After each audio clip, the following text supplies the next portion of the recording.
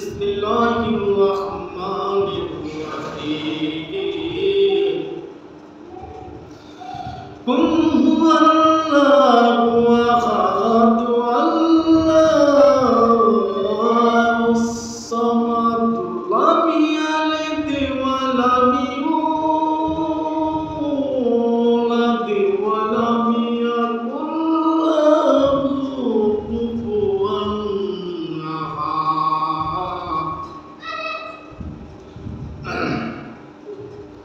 বিসমিল্লাহির রহমানির রহিম।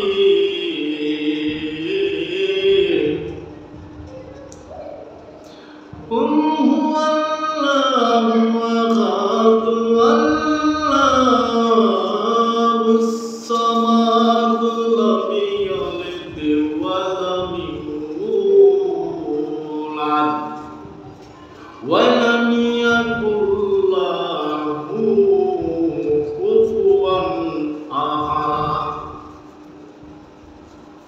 আলহামদুলিল্লাহ, সবাই এই সূরা ইখলাস সবসময় পাঠ করবেন। আল্লাহ পাকের কাছে দামি হয়ে যাবে।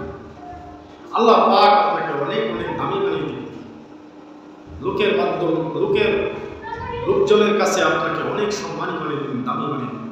আর 3 বার যদি আপনি পাঠ করেন সূরা ইখলাস, আল্লাহ পাক আপনার আমলনামায় এক রকম কোরআন শরীফের সওয়াব আপনার আমলনামায় দান করবেন। সুবহানাল্লাহ।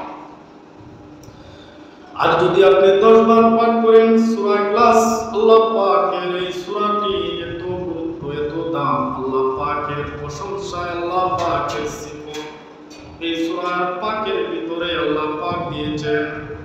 এই সূরাটি 10 বার পাঠ করলে আপনার আমার আমলনামায় অনেক অনেক সওয়াব লিখবেন। আল্লাহর হাবিব সাল্লাল্লাহু আলাইহি ওয়াসাল্লাম বলেছেন, 10 বার যদি এই সূরাটি তুমি তেলাওয়াত করো, কোন একজন উম্মত যদি করে, এই উম্মতের জন্য আল্লাহ পাক একটি সুন্দর প্রাসাদ বানিয়ে দিবেন জান্নাতের ভিতরে। সুবহানাল্লাহ, সুন্দর বাড়ি নির্মাণ করে দিবেন। এই জন্য আমরা সবসময় আল্লাহ পাকের তেলাওয়াত করব। কোরআন তেলাওয়াত করা অনেক গুরুত্বপূর্ণ। কোরআন তেলাওয়াত আল্লাহ পাকের কাছে অনেক পছন্দ।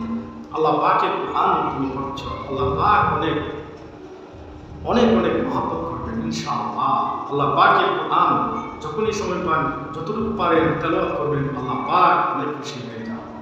আপনার উপরে আল্লাহ পাকের রহমত বর্ষিত হবে ইনশাআল্লাহ। আপনার কলম পরিষ্কার হবে আল্লাহ পাকের কোরআন অথবা আল্লাহ পাকের যদি জিকির করেন। সুবহানাল্লাহ। কোরআন বেশি বেশি দেখে দেখে পড়বেন, পাঠ করলে চোখের জ্যোতি বাড়বে ইনশাআল্লাহ। সুবহানাল্লাহ, আলহামদুলিল্লাহ। আল্লাহ পাক আমাকে আপনাকে যেন আল্লাহ পাক কঠিন মুসিবত থেকে আল্লাহ পাক বাঁচিয়ে দেন। আল্লাহ পাক ইচ্ছা করলে আমাকে আপনাকে বাঁচিয়ে দিতে পারবেন। কোনো না কোনো ওসিলা আমরা বানাইতে হবে। আমরা এমনি আমরা পাপ পাবো না। আমরা ইনশাআল্লাহ চেষ্টা করব, মৃত্যুর আগ পর্যন্ত চেষ্টা করবো আল্লাহ পাকের নামাজ অথবা নামাজ পড়বো, আল্লাহ পাকের হাবিবের সুন্নাত তরিকা মতে চলবো, হক হালাল মতে চলবো ইনশাআল্লাহ। আল্লাহ পাক যেন আমাদের সকলকে সেই তৌফিক দান করেন। আমিন।